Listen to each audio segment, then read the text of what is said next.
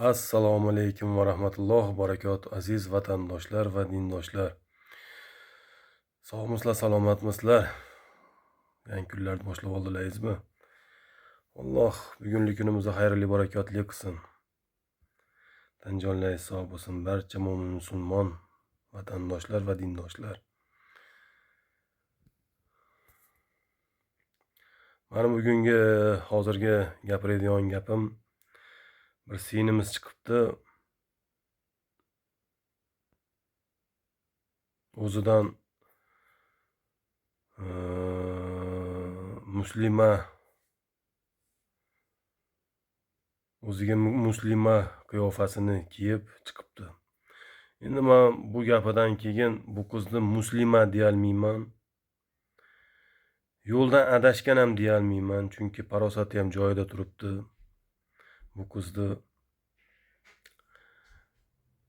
bu qiz o'ylab ko'rdim, rosa o'ylab ko'rdim. Nimaga bunaqa gap gapirib chiqdikin desam,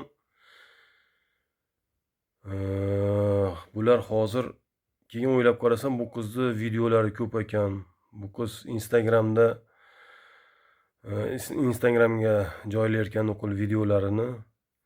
Instagramga qanday jirkanch gapni ko'proq gapirsa, musulmon odamlar ko'proq toshbo'ron qiladi, ko'proq сообщение yozib haqorat qiladi.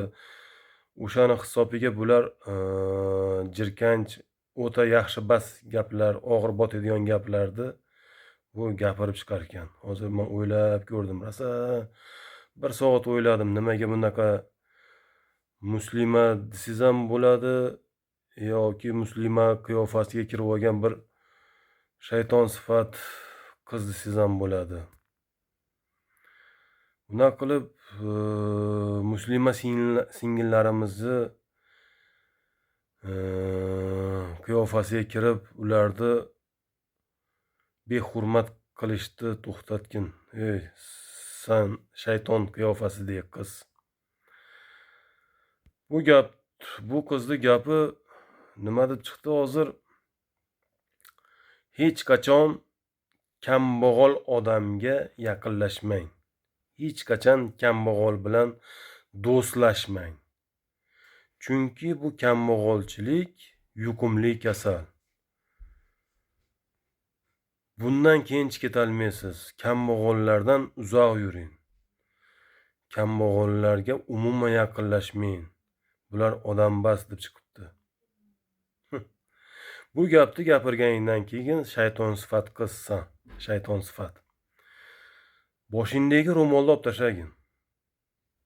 Chunki u ro'mol to'g'ri kelmaydi. Uni qilib qiyofangni muslimalarga o'xshatib, bunaqa jirkanch gap gapirish to'g'ri kelmaydi. Senga bir narsani keltirib beraman, men aytmayman. Palonchi boylar oldin kambag'al bo'lgan, keyin bunaqa bo'lgan deb hech kimdan men senga gapirmayman yoki ko'rsatib bermayman. Bu palonchi inson kambag'al bo'lgan oldin, keyin boyib ketgan demayman. Sanaqa inson shayton sifati inson abiddan keyinga chiqqan boysan-da. Pul ishlash uchun bir men aytdim-ku, blogerlar bor, haromdan tap tortmaydigan. Qancha ularga nafrat yozib nima qilsalaringiz, ular Instagramda ko'p foyda qilishaveradi. Yaxshi pul ishlashadi deyman-ku ko'proq.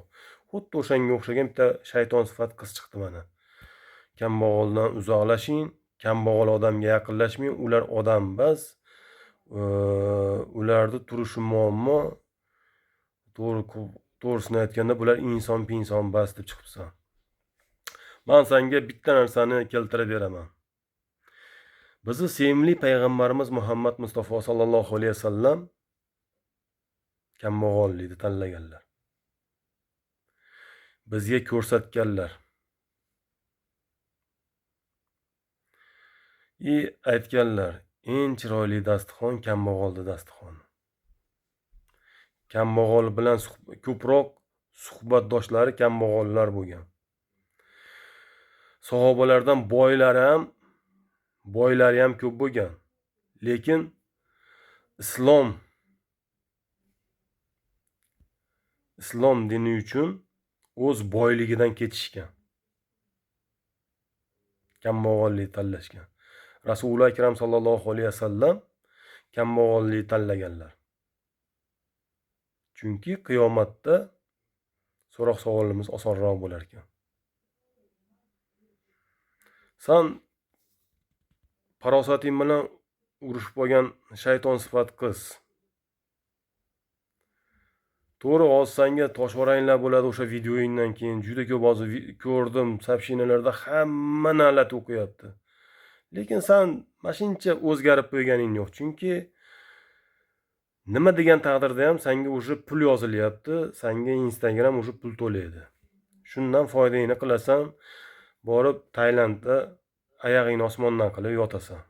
Damni olib, jirganch har xil gaplarni gapirib, Tailandga borib damni olasan. Senga ham Xudo xolasa san ham tez kunlarda ko'zing ochiladi deb o'ylayman. U shayton bilan do'stlashganingni unutasan deb o'ylayman. Shaytondan uzoqlashasan, keyin bunaqa nafrat yog'diradigan so'zlarni gapirmay qo'yasan degan umid qilaman. Senga o'xshaganlar borgan sari ko'payib boryapti. Buni o'ylab qaradim, nima uchun bunaqa shaytonga qo'l berganlar ko'payib boryapti desam, Instagram ko'p prosmotrga, ko'p soобщениyalar, nimalarga pul to'lar ekan, yaxshi pul to'lar ekan. Shuning uchun sizlar xohlaganlaringcha chiqyapsizlar, bunaqa jirkanch gaplarni qilib chiqyapsizlar. Endi san chiqdingmi, kambag'al bilan do'stlashma, kambag'al odam bas deb san chiqdingmi endi? Bilinib turibdiki, san menimcha ota-onang ham seni oq qo'ygan shekilli. Padari na'lat inson bo'lsang keraksan.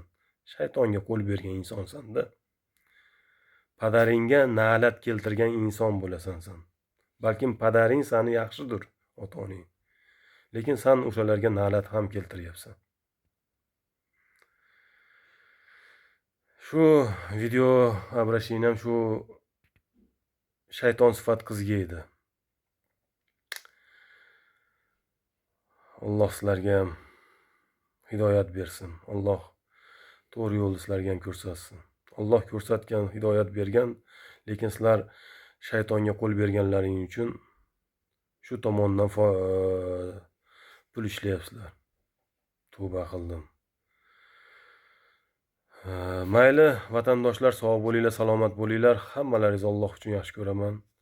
Assalomu alaykum.